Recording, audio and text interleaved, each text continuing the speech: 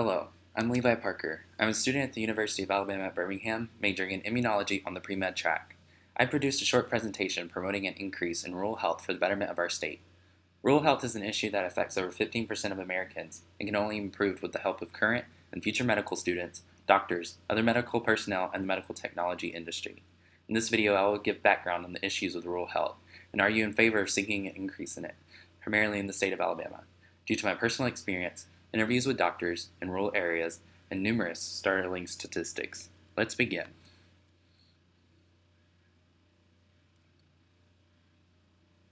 Birmingham is the biggest city in Alabama and easily the most urbanized.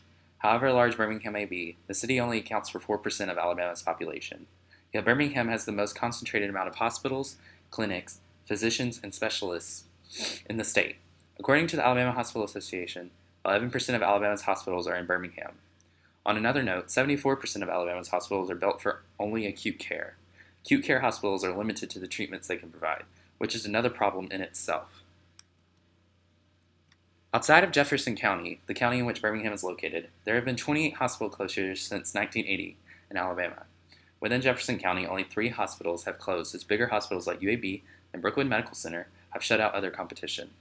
The city of Birmingham's foregoing growth in the field of medicine has been one of many reasons for the closures of these hospitals. Another reason is that many outpatient treatments performed in acute care hospitals have become relatively inexpensive, causing for hospitals to make less money and eventually close.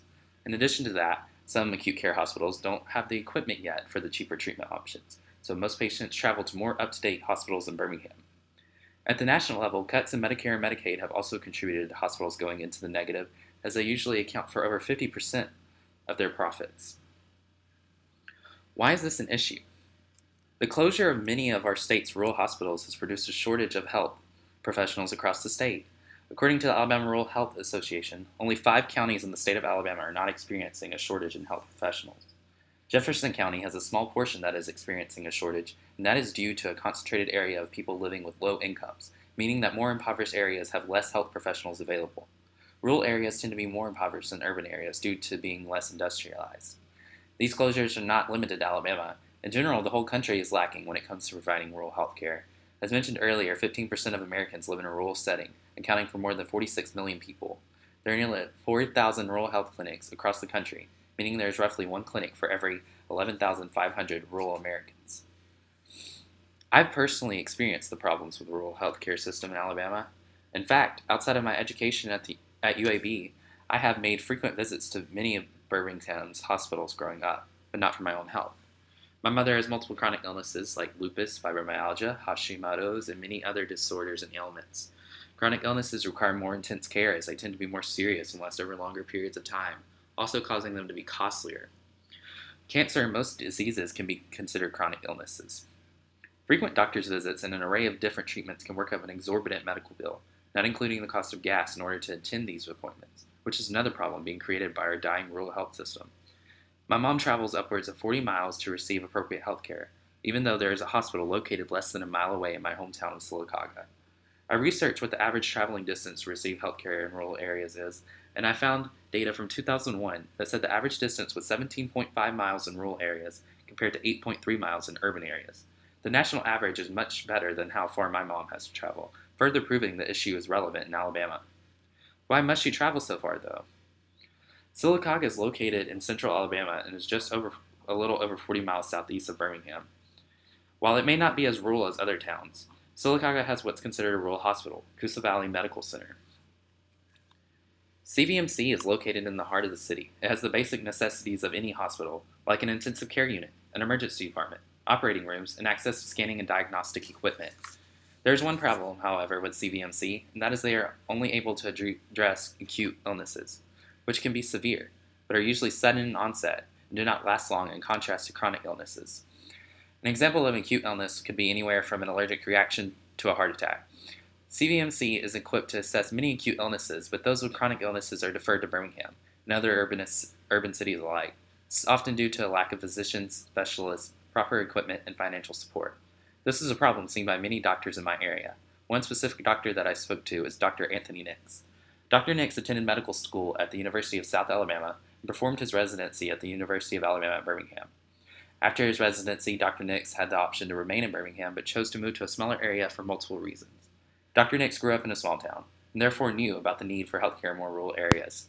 He explained that becoming a physician in a smaller area allows for a bigger impact, rather than being just another doctor in a big city like Birmingham. He also mentioned that being a physician in a smaller area allows for more patient appreciation due to the kindling of more tight-knit relationships. Dr. Nix believes there's plenty of room for growth in our area, yet financial support and proper education is lacking. Some key issues he experiences with having a rural health practice is that he does not always have all the tools necessary to treat his patients. Thus, he sometimes loses them to bigger practices in urban cities. He also finds it hard to keep some patients that need specific help, yet he doesn't have 24/7 specialists to call on to make certain decisions like he once did in Birmingham.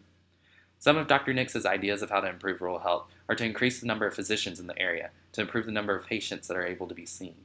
He believes local specialists like diabetic educators, pharmacists, dietitians, and more would also be beneficial, as it will give the limited number of physicians more time to care for their patients.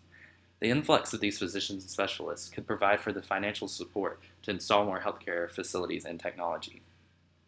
However, health professionals cannot just magically appear, especially after the many years of schooling they must endure in order to become a member of the medical profession. Also, for the most part, there is no desire to live in rural areas, due to there being a lack of not having much to do, unless you are like Dr. Nix or I and desire to work in a rural area due to personal experience. So how can we fix this?